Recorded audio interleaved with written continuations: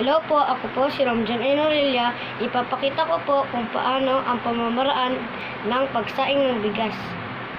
Una, gumawa ng malinis na kaldero at lagyan ng bigas.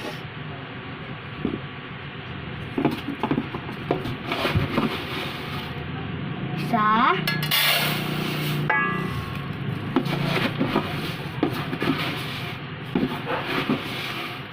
dalawa,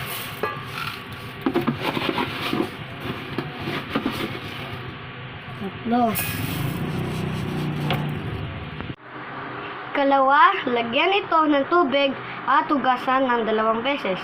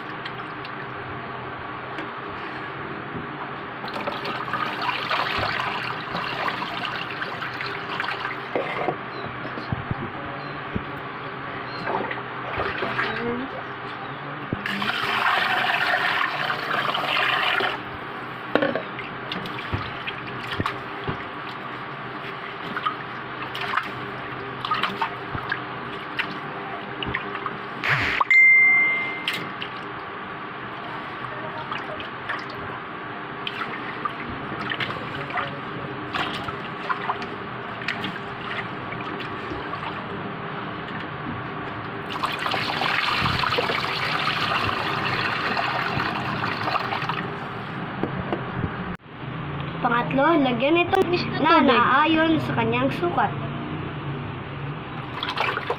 Isa.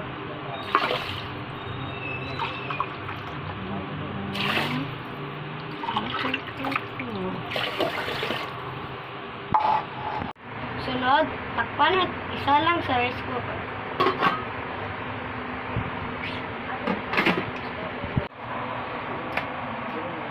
Hantayin na lang natin maluto ito.